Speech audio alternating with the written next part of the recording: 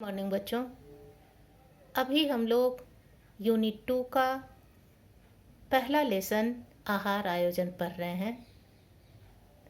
इसमें हमने आहार आयोजन क्या है, आहार आयोजन के मुख्य कौन कौन से सिद्धांत हैं और आहार आयोजन को प्रभावित करने वाले कौन कौन से कारक हैं, इसके बारे में पढ़ चुके हैं।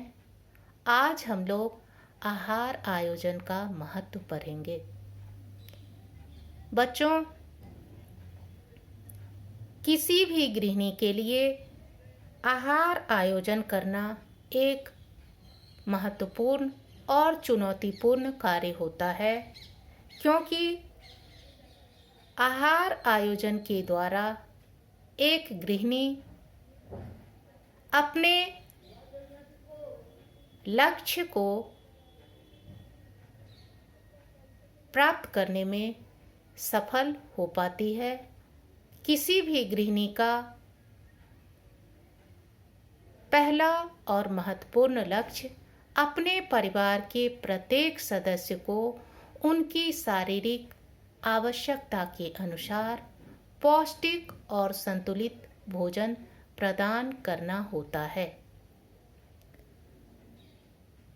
यदि गृहिणी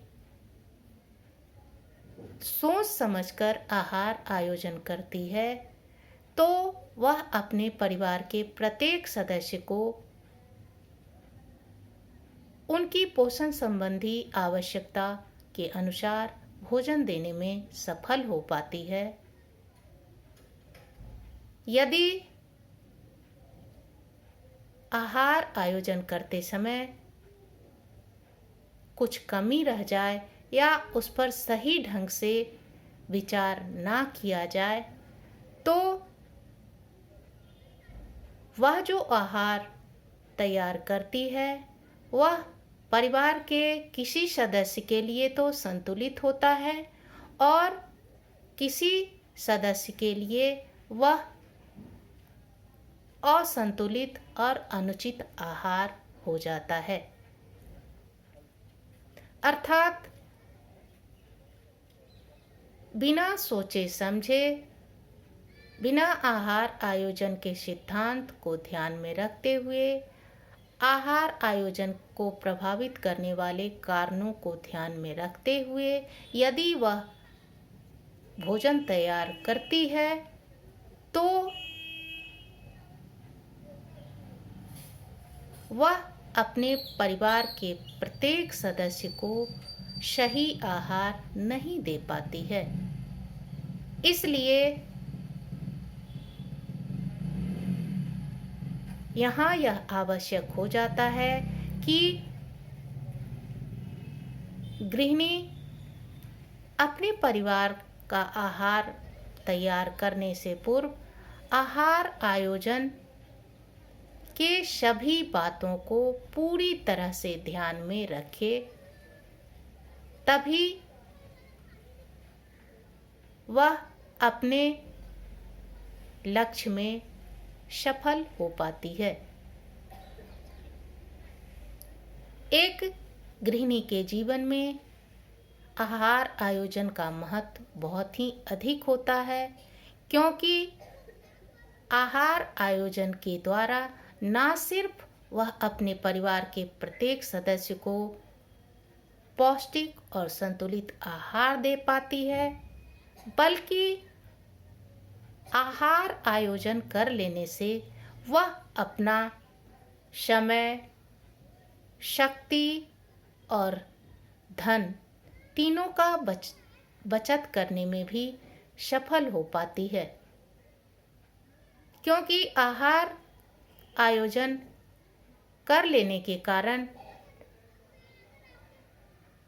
भोजन बनाते समय उसका सारा कार्य व्यवस्थित और सुचारू रूप से होता है। भोजन तैयार करते समय उसे किस कार्य में कितना समय, शक्ति और भोजन को कैसे पकाना है, इन सब बातों की पूरी जानकारी होती है, इसलिए उसे किसी तरह की परेशानी नहीं होती। और वह आसानी से अपना समय, शक्ति और धन बचा लेती है। इतना ही नहीं, आहार आयोजन करके यदि वह अपने परिवार के लिए आहार तैयार करती है तो वह उसमें भिन्नता लाने में भी आसानी से सफल हो पाती है। अर्थात एक ही भोजन को बार बार दोहराने से बच जाती है और इसका परिणाम यह होता है कि उसके परिवार के प्रत्येक सदस्यों की भोजन में रुचि बनी रहती है। वह जो आहार तैयार करके देती है वह आहार उसके परिवार के प्रत्येक सदस्य रुचिपूर्वक और खुशी से खाते हैं।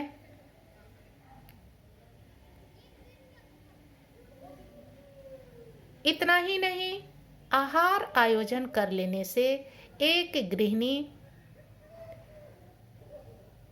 भोज्य पदार्थ पर होने वाले आय व्यय पर भी नियंत्रण पाने में सफल हो पाती है। आहार आयोजन कर लेने से उसे आहार के मद में होने वाले व्यय का पूरा ज्ञान हो जाता है और उसे यह जानने और समझने का अवसर मिल जाता है कि उसे अपने आहार के मद में होने वाले व्यय को कहाँ घटाना है और कहाँ बढ़ाना है।